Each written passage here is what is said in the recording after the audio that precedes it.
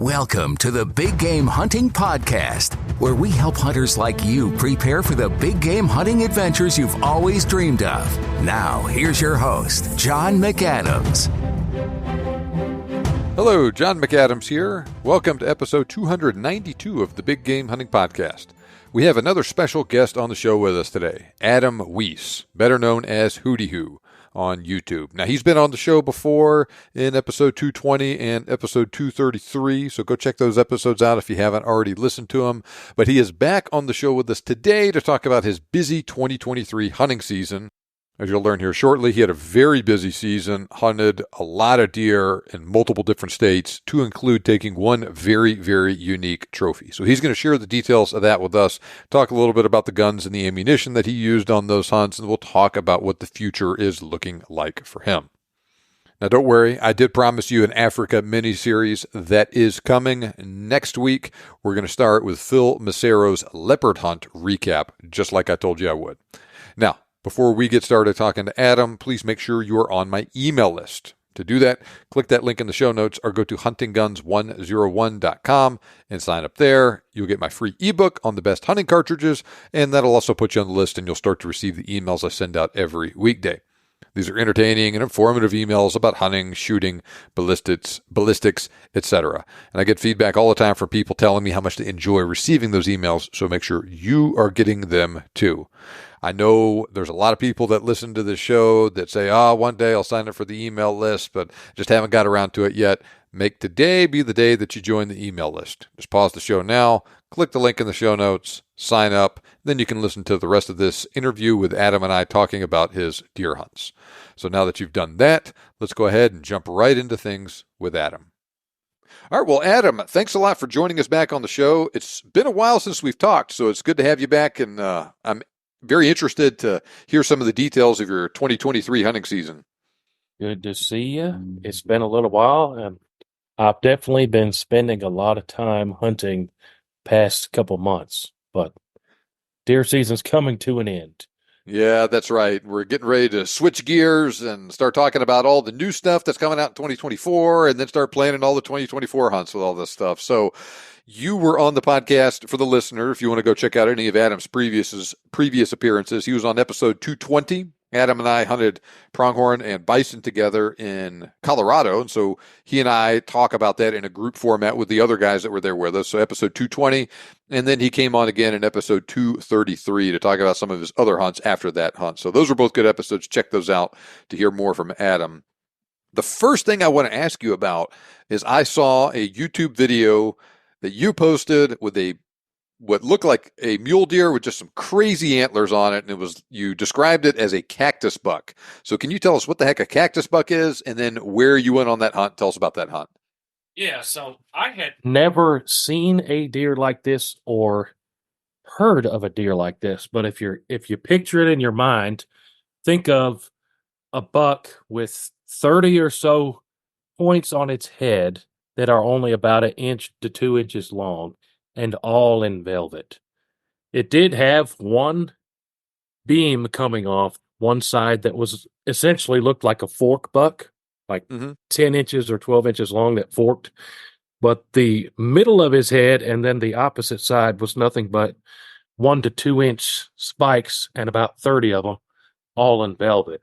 But and the guides there, this was in Utah where we were hunting, called it a cactus buck. Some of them called it a stag buck. I had never heard of it.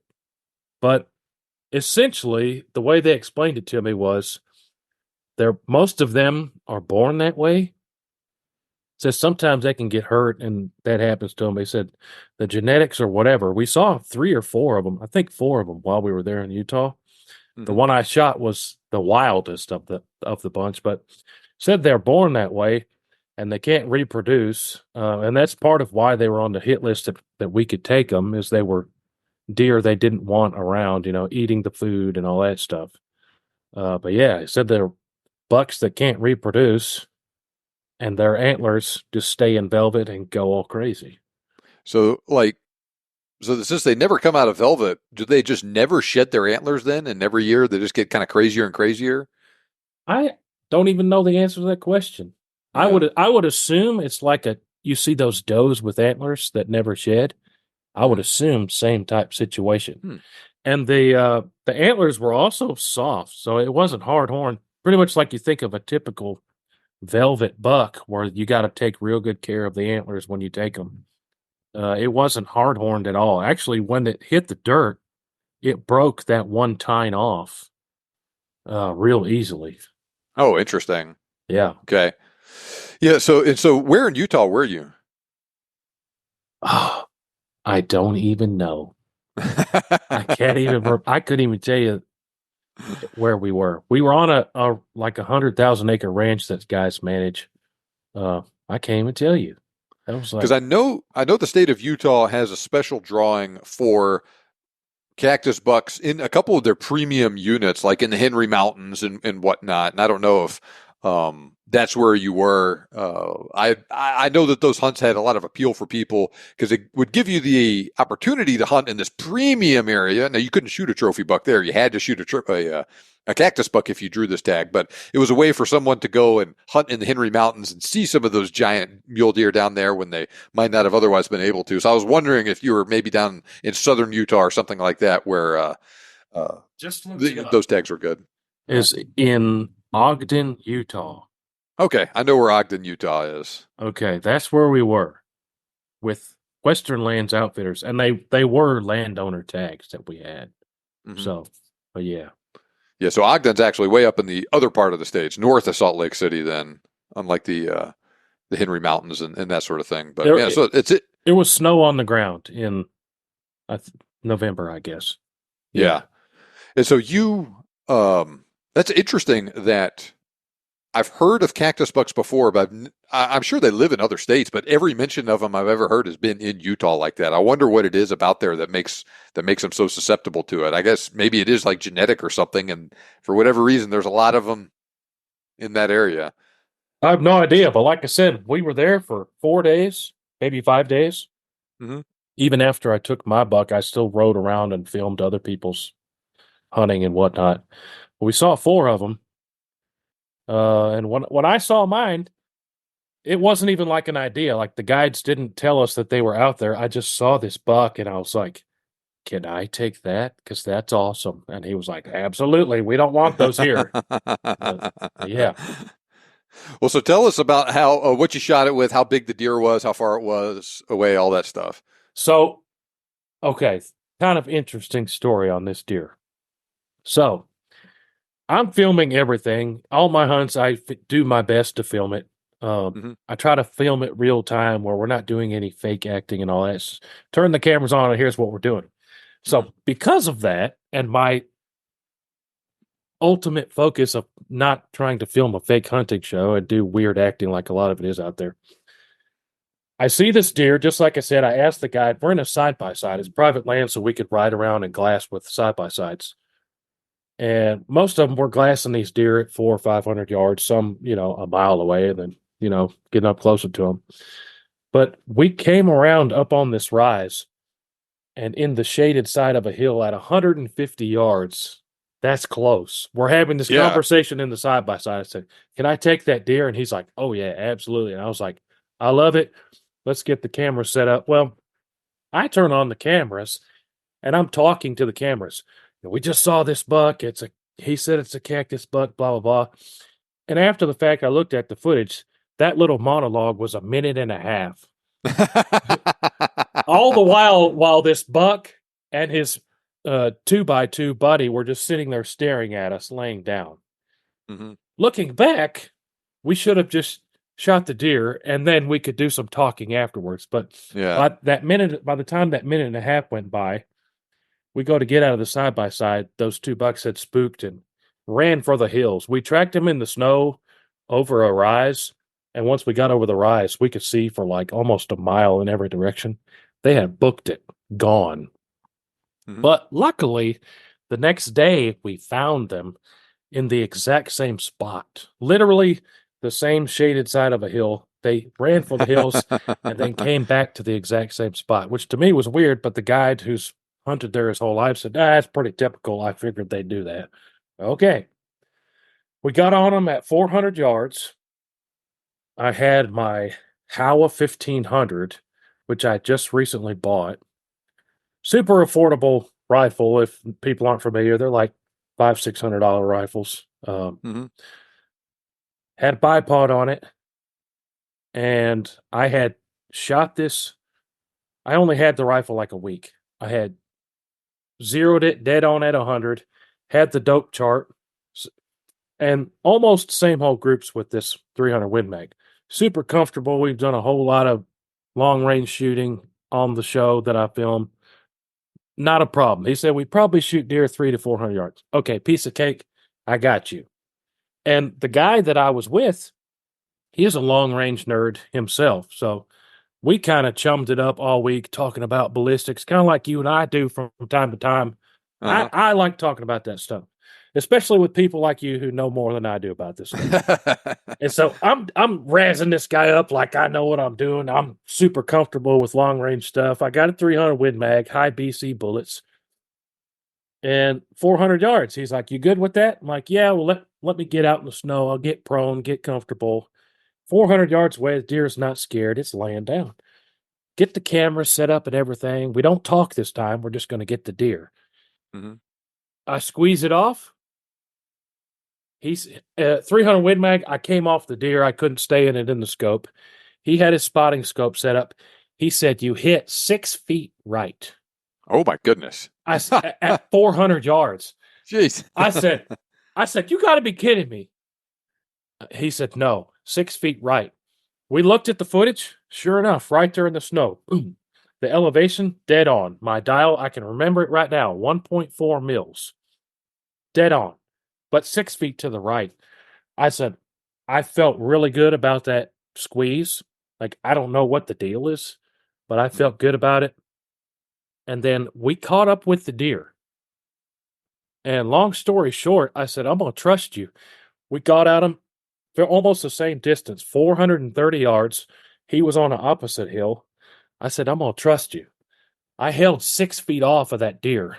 Holy cow, man. Perfect shot. Boom. Right in the heart, lungs, 430 yards. But I held 6 feet off of where I wanted the bullet to hit and just smoked him. Got it all on footage. That is, I have that. The full video of that is coming out the week of SHOT Show. But I have a highlight reel already posted out there of that 430 yard impact. But on that shot, I was holding 6 feet left to hit that. Jeez. Yeah. So what happened to your rifle? No idea. The dials hadn't been touched. No idea. So I sighted it in at the house, put it on the airplane. We got there. The night we got there, we double checked everything. The rifle's on. But somehow between that and out there on that deer, the gun was hitting 6 feet left or 6 feet right at 400 yards. So you said you shot him with a 300 Win Mag, Howa rifle. What kind of bullet were you using? So that is top secret. Ah, okay. At least for the next 2 or 3 weeks. But I actually figured you might ask me that, and I had it pulled up here. Okay, so the specs on it. It's a 180 grain bullet with a BC of 0.469, so medium BC. But it smoked that deer at 430 yards. And honestly, I was hoping to catch that bullet in the animal, like in the opposite height or whatever, but it went right on through it at 430 yards. Yeah, that's about what I thought was going to happen with that. You know, I don't know that I've ever recovered a 300 Win Mag round from any animal that I've shot with it. From and the right it's angle, a tipped bullet too. So okay, yeah, from the right angle, I can see it happening. And on a bigger animal than a deer, I can. How big was he in the body? We didn't weigh it. That is just eyeballing it is the biggest deer I've ever shot, probably. Oh, really? From a body perspective, the guides there said it was probably 8 or 9 years old. Oh, wow, man. Yeah, so they really did want to get him out of that gene pool then, man. Or, out of not necessarily out of the gene pool, but he was out there eating up a lot of stuff that other deer couldn't be eating then. Yeah. That's interesting too, because I'll bet he probably realized that people weren't interested in shooting them and just gotten kind of sloppy like that. And I'm not a mule deer expert. I've only taken 3 mule deer. I've taken many, many, many more whitetail deer. But the neck on this thing and the head was massive.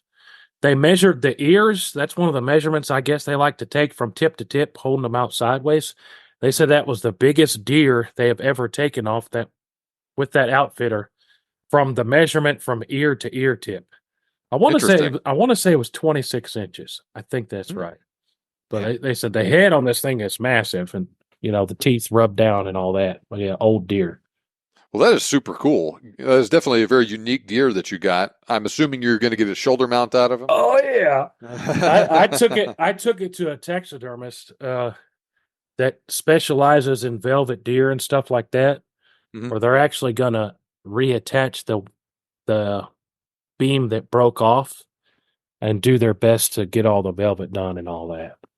Yeah. Awesome, man. Well, that is really cool. Maybe one day I'll get a chance to go hunt a cactus deer myself, or maybe even at least see one. I've never even seen one before. You hadn't either before this hunt, had you? No, I'd never even heard of that type of thing.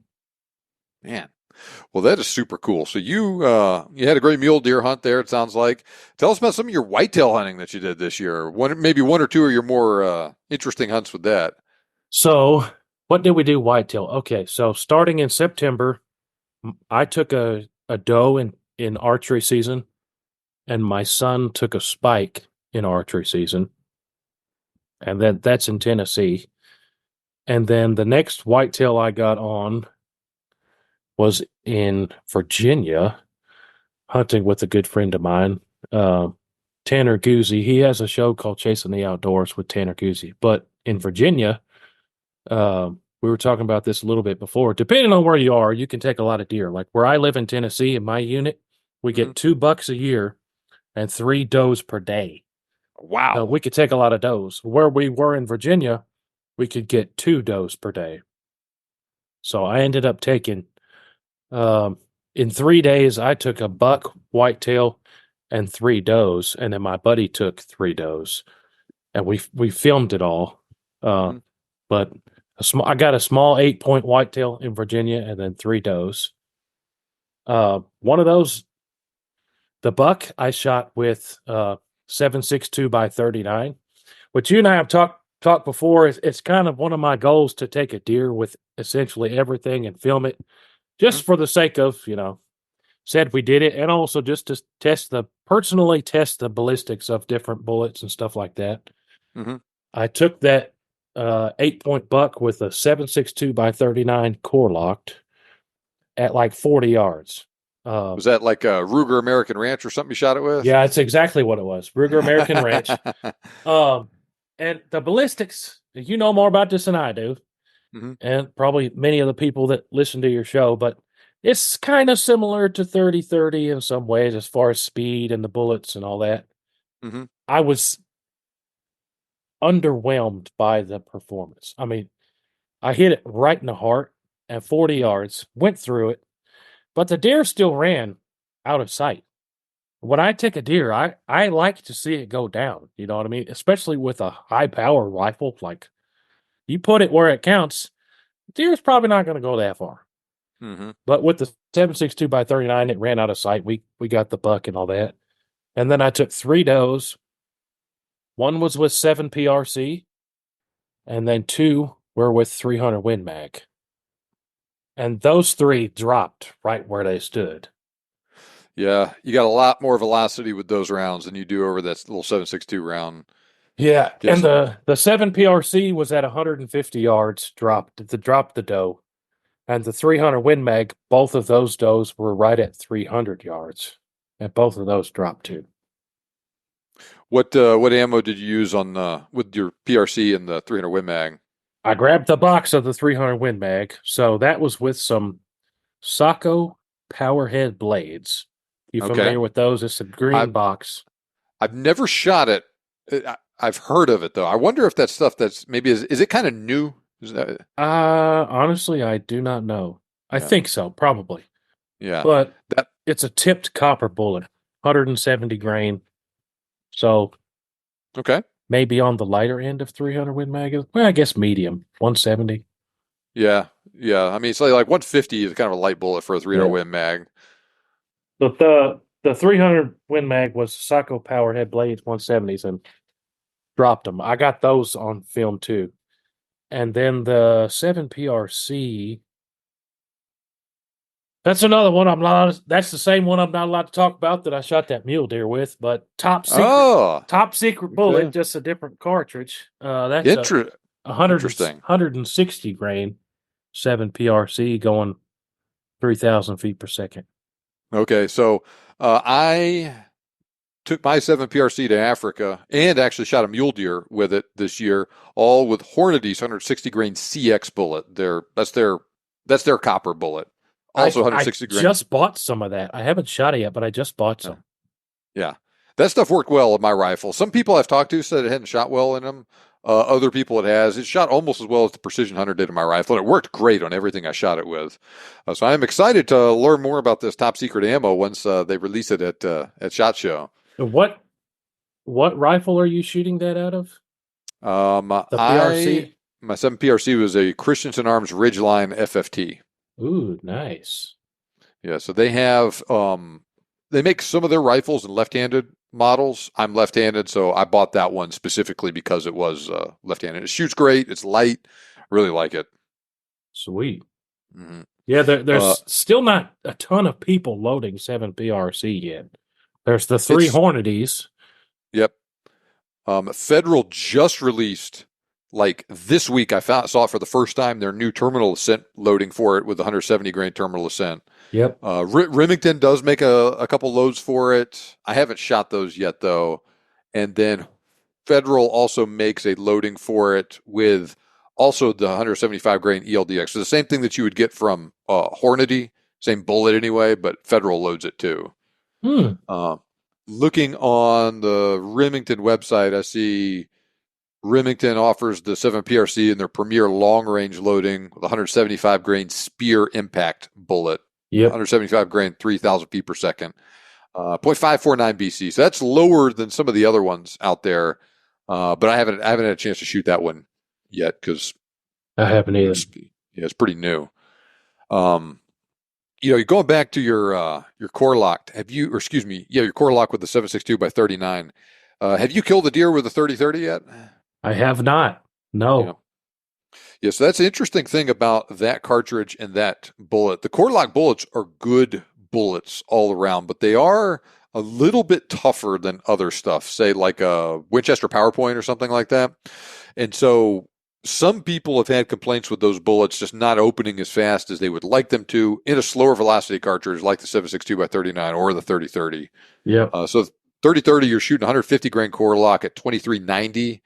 And the 7.62 by 39, you're shooting a 125 grain bullet at 2365. So almost the same muzzle velocity for a bullet that's the same diameter, but 25 grains lighter. Yep. There's not a lot of options for the 7.62 by 39 to hunt with. That core lock is a good one. That's one of the better ones that I recommend to people. The only other one that I really like that I could think of off the top of my head is Hornady makes it with their SST bullet. Yep. As well. If you're going to shoot anything else with it, maybe give that one a try. Just if for nothing else, just to do something different with it. And I've also bought it. Winchester loads the PowerPoint in 7.62 by 39 too. Okay, yeah, I'll bet that'd be a real good option for it too. I forgot about that one, but yeah, that's you're the same type of bullet. Lead nose. Mm-hmm. But that's going to be a little bit less tough than the core lock, and at a low velocity impact like that, that may give you the performance that you want out of it. Let's see here. They make in their Hornady Black Line, they make a 123 grain SST, and that's also a really good bullet. 2350 feet per second. So yeah, about the same velocity with it too. It's one of these things that like with a 300 Win Mag or 30-06 or something like that, those core locks are, they're good. Like they'll open really well, but not excessively. But sometimes if it's at a slower velocity impact, sometimes people don't like that, like out of a 30-30 or whatever. But it's just one of those things that people like to argue about, Yeah. forever around the campfire, man. Which is better, right? Which caliber is better? Which bullet in that caliber is better? Blah blah blah. And I've taken a lot of deer. I don't know how many. There's lots of people who've taken more deer than me, but I hunt a lot.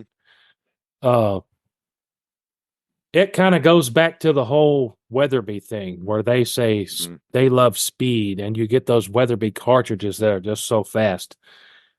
Even though I try to take a deer with everything and just document that, if you're going to give me the option, I'm going to pick the speed.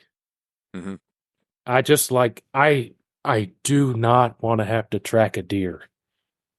And to not find a deer, that's even worse. That's the worst ending to any deer hunt is not find or any kind of animal hunt. And more often than not, if you're using something with that speed, you're going to shock that central nervous system and they're just going to drop.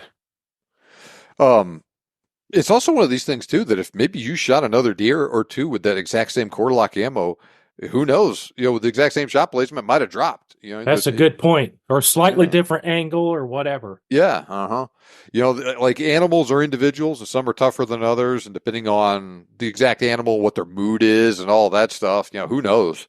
So once again, just more fodder for just sitting around the campfire because it's something that's impossible to solve definitively.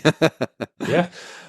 Now, if I remember right, last year you shot a deer with a Weatherby cartridge. It was like the 6.5 3000 Weatherby or something? The 6.5 RPM. Weatherby RPM. Okay. Yeah, all right. Rebaited Precision Magnum, I think. Yeah. Which I love that. I love that cartridge. It's essentially very similar to as far as speed goes, to the 6.5 PRC now. Mm-hmm. And it's like a Creedmoor, but with 300 to 400 more feet per second. That 6.5 Weatherby RPM. Yeah, so that Weatherby cartridge will shoot 127 grain Barnes bullet at 3,225 feet per second. That's fast. And it'll shoot the 143 grain ELDX at 2960. So same weight bullet as the 6.5 Creedmoor, about 260 feet per second faster. So yeah, very, very similar to the 6.5 PRC in that regard. And I really like the 6. I shot a big deer with that one. That was a 10-point whitetail, and it dropped. High shoulder, boom, fell over. Yeah. Well, that's good, man. I shot a Axis doe with my 6.5 PRC this past November. I shot her with that Barnes bullet, and she took off like she was spring-loaded. She was eating, perfectly relaxed, had no idea that I was there, and I shot her behind the shoulder, and I ended up getting both lungs, just shredded both lungs. And she took off like she was just catapulted off. And it looked like she took one giant bound that took her 50 yards into the woods, and she just disappeared into it. And I was like, man, I know I hit that deer. What is going on? And then I went out there, there's blood and there's pieces of lung everywhere and all that. And she went barely into the woods. It wasn't hard at all to find her. But I mean, it's just how it goes sometimes, man. Like that was a fast cartridge with a good bullet that expanded well, did a lot of damage to her. And she didn't go far at all. But sometimes they go down and sometimes they don't. I've only shot an Axis deer. Pretty good buck in Texas, actually right up the road from you. We talked about this before, I think. And I hit it with 4570. Similar story. I think a 300 grain bullet. I probably wouldn't use that bullet again if I had the choice to hunt 4570.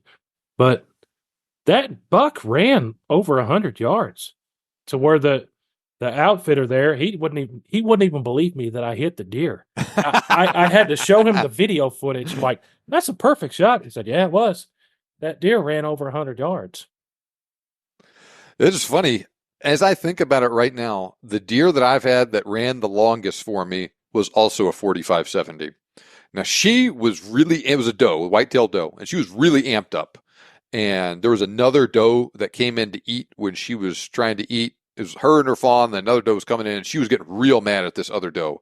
And she would run over to her and try and hit her with her hoof and stuff and run her off. I love that, yeah. Yeah, and so she was really agitated, and I'll bet her adrenaline was really flowing. And I shot her very steeply quartering. It was almost a frontal shot, but just quartering a little bit. And as it turned out, I just nailed one lung, nicked the other lung, hit the liver, and then the bullet exited. And it was not at all hard to find her. She left it was just pouring blood out in the woods. Very easy to follow a blood trail, but she went almost 200 yards. It ran down a hill. So I think that kind of helped her, go further than she would have on level ground. But I was like, golly, man. It was a not-so partition I shot her with, too. So it exited and it made a really big hole in her. And like I said, just nailed her vitals. And she was dead on her feet, but she went a long way down there. And same deal. I was like, what the heck happened? Now, luckily, there was blood everywhere that let me know that, yeah, I did indeed hit this deer. But otherwise, I would have really been questioning myself. Yeah. It's funny how that happens sometimes, but, that is one of those things about those lower velocity cartridges. I think they are a little bit less likely to get you an instant drop like that.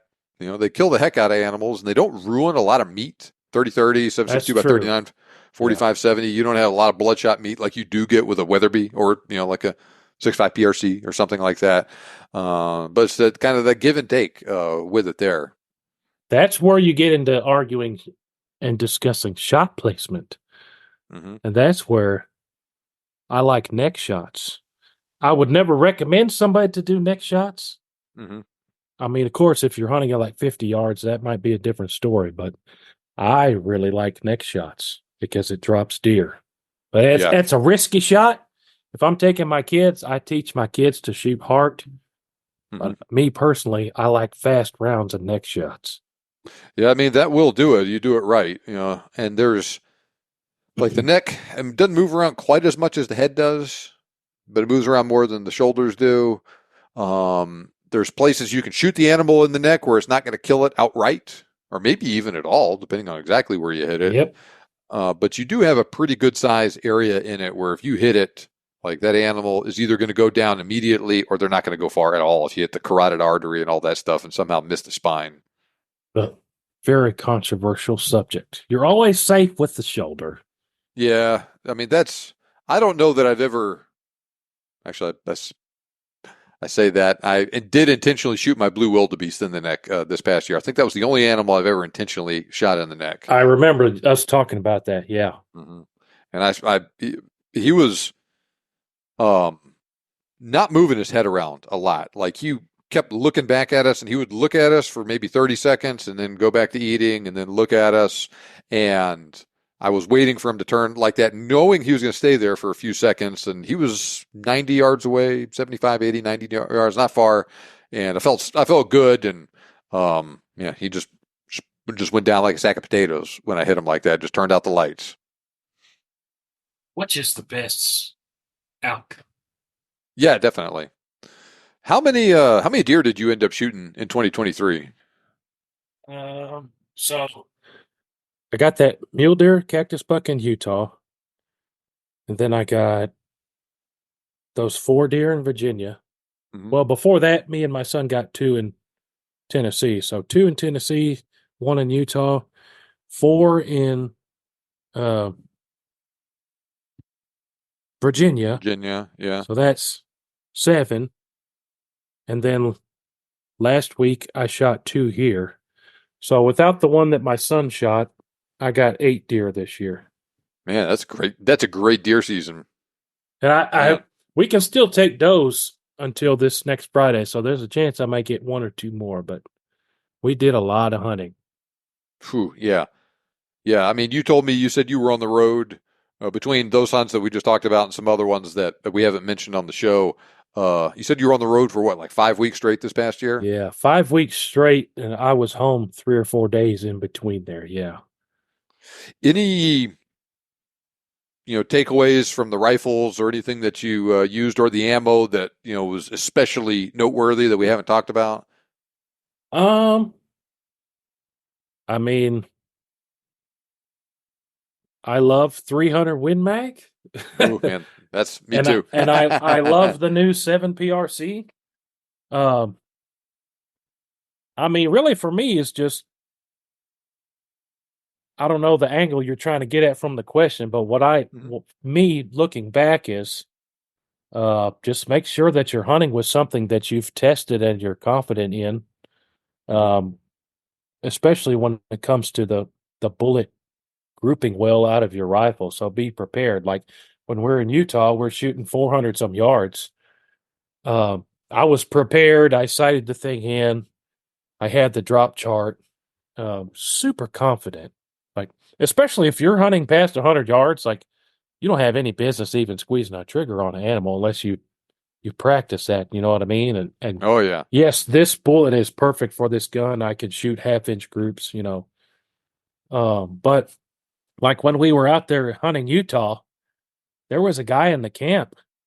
When we were having dinner, he asked the question. He's the one that asked, "How far are the deer going to be?" And the guide said 300 to 400 yards. His face just turned white. Oh, geez. And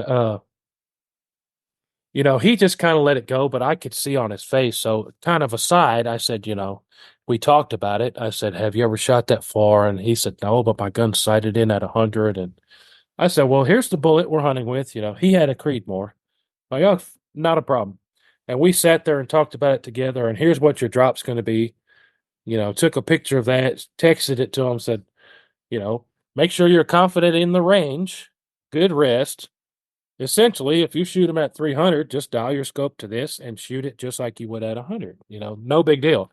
And he had never even like been at a range before and shot that far. Oh, wow. So just ask lots of questions. But if you're traveling, like we were in Utah, if you're prepared to shoot a deer at 100 yards and then the deer at 400, that's kind of a big deal. Yeah, man, it's a giant deal. Yeah. Uh-huh. I mean, how did that guy do out there? Oh, that's another story. But he shot it that. We won't name any names. Okay, that's fine. Now you probably know this guy, but I'll tell you off camera. But he shot. Yeah, we don't need to talk about. He shot his deer inside of 150. Took 7 shots at it, and the last shot is the one that killed the deer. Man, yeah, I was afraid it was going to be something like that based upon his experience level. That is unfortunate when that happens. Yeah, and that was 6.5 Creedmoor. We were at the butcher, and it was kind of comical because we have these 4 mule deer hanging up. They've all been caped and the skins off of them, and there's big deer, big deer, big deer, and this one was kind of smaller. And it had like 4 or 5 holes through it. And the butcher was like, "Whose deer is this?" And it was just kind of funny. It's funny looking back on it. But everybody in that camp got a deer, which is pretty nice. Well, it sounds like you had a heck of a deer season last year. What sort of stuff you got coming up on the horizon for 2024? I know it's early, but anything that you're for sure going to do other than probably deer hunting in Tennessee? So I'm always looking for places to lease. Right now, I don't have any other leases in Tennessee. I've got a couple things that might be tentative. Because like I said, here we get $2, but we can shoot 3 does a day, which is like a good portion of the state. So there's lots of opportunity when it comes to filming, which is what I love to do. I love filming deer almost as much as I like shooting them. And shooting them is even better. But as far as trips, I have 0 things booked. Aside from us talking about maybe doing a first trip in Africa next year. Yeah, which would be man, cool. that would be super cool. Which I heard you know a lot about and book hunts for. I have done that before. I went last year, had a great time with a couple guys that had never been before, and it was really cool to share that experience with you. And so I'm really excited to get something together for you and have you get to experience that joy and wonder of going over there and seeing all this stuff, seeing a giraffe and an ostrich and a zebra and all that stuff for the first time in person, and then actually getting to hunt some of those animals too. I mean, it's next level going over there. That is going to be a lot of fun when you make it over. So looking forward to that. But I've thought about, and I've talked about this a little bit with my wife. After deer season this year, I'd like to take my kids, I say kids, my boys, and do some hog hunting near your neck of the woods. And there's another place in Abilene I've looked at. A lot of people, when it comes to hog hunting, they're talking about nighttime and thermals, which I don't think that's good for kids. I want to take them somewhere where they can hog hunt and essentially hunt them from a deer stand type thing in daytime. And but I haven't booked anything like that yet. But I want to. Maybe next month or something. In February. That is a lot of fun, and this is a good time of year to be doing that with the weather still being kind of cool like that, and the other hunting seasons and everything closed. So it's a lot of fun. I hope you end up getting a good hunt together and have a good time doing that. And hunting hogs is considerably cheaper than trying to get trophy whitetail or something like that.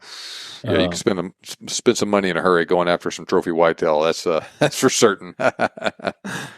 But yeah, I mean, I've been nerding out a lot. I did this past year about food plots for whitetail and stuff like that. So we have a little bit of land we can hunt here near my house that I'm already thinking about. Like this past week, I've had this good size 8-pointer on camera for all of deer season. He disappeared for about a month. I told my dad he just got his lifetime license because once you get so old, it's cheap again, Oh, okay. And I said he was at my sister's house last week, and I took a 6-pointer off this property. There's 2 bigger deer. There's an 8-pointer and a 6-pointer. And I said, I want you to shoot a buck. He's never shot a deer.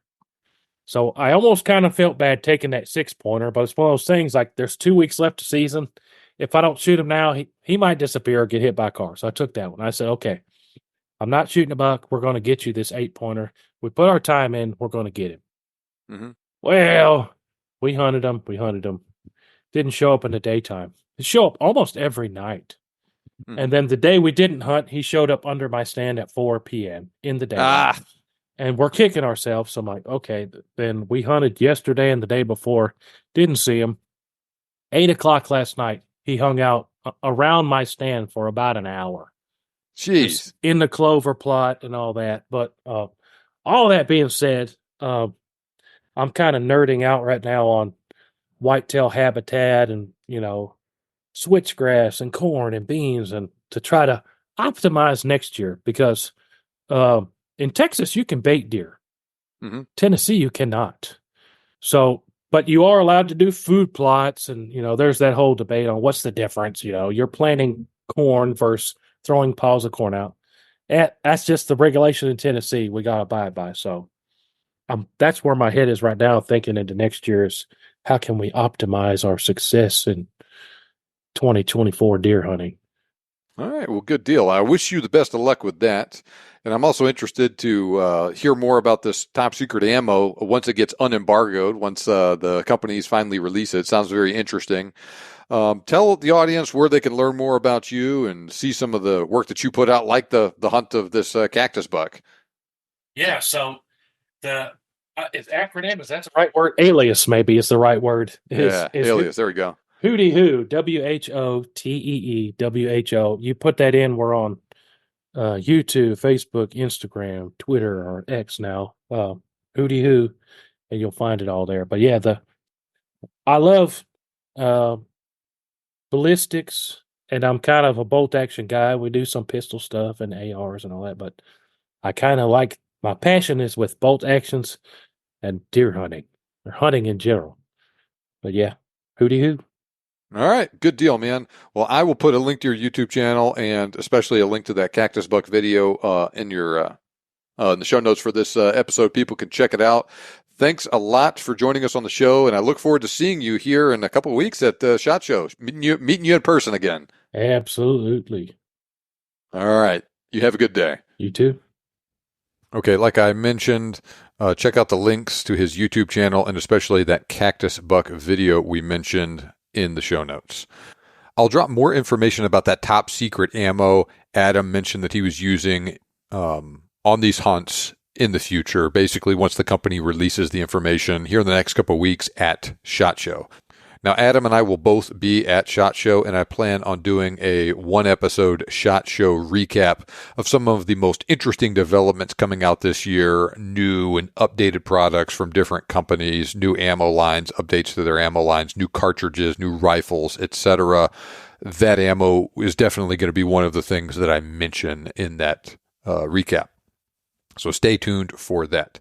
And also, like I mentioned, the Africa miniseries starts next week with Phil Macero's Leopard Hunt. Then we'll roll into a couple of more shows along those lines to include my upcoming profile of the 404 Jeffrey cartridge.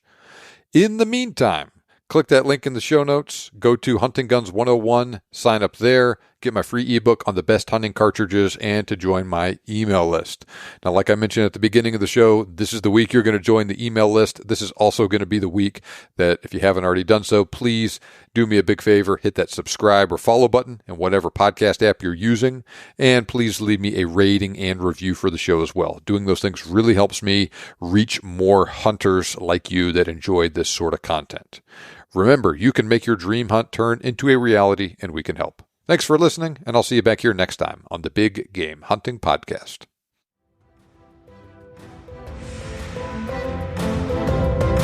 This show may be over, but we have plenty more for you on our website.